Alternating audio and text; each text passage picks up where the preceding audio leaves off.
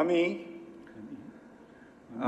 M Rashiduzzaman মিল্লাত সশ্রদ্ধ চিত্তে শপথ বা দৃঢ়ভাবে ঘোষণা করিতেছি যে প্রধানমন্ত্রী তারেক রহমানের নেতৃত্বাধীন সরকারের মন্ত্রিসভায় যুক্ত হল নতুন ৬ মুখ। শুক্রবার ২১ আগস্ট সন্ধ্যায় বঙ্গভবনে তাদের শপথ বাক্য পাঠ করান নতুন রাষ্ট্রপতি মির্জা ফখরুল ইসলাম আলমগীর। এদের মধ্যে ৪ জন পেয়েছেন পূর্ণ মন্ত্রণালয় এবং ২ জন পেয়েছেন প্রতিমন্ত্রীর দায়িত্ব। পূর্ণমন্ত্রী হিসেবে শপথ নিয়েছেন বিএনপির স্থায়ী কমিটির সদস্য ও নরসিংদী ২ আসনের এমপি আব্দুল মঈন খান। তাকে দেওয়া হয়েছে স্থানীয় সরকার, পল্লী উন্নয়ন ও সমবায় মন্ত্রণালয়ের দায়িত্ব।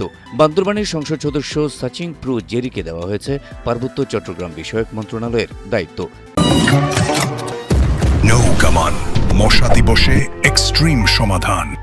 বাংলাদেশ জাতীয় পার্টির চেয়ারম্যান ও ভোলা ১ আসনের সংসদ সদস্য আন্দালিবুর রহমান পার্থকে দেখতে হবে তথ্য মন্ত্রণালয়, আর জামালপুর ১ আসনের সংসদ সদস্য এম রশিদুজ্জামান মিল্লাত দেখবেন বিমান ও পর্যটন মন্ত্রণালয়।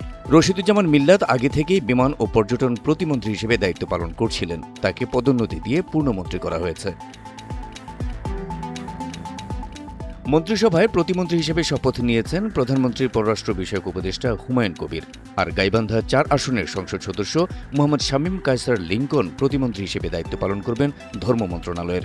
শুক্রবার সন্ধ্যায় রাষ্ট্রপতি হিসেবে শপথ গ্রহণের পর মির্জা ফখরুল ইসলাম আলমগীর ৬ মন্ত্রী প্রতিমন্ত্রীকে শপথ পাঠ করান।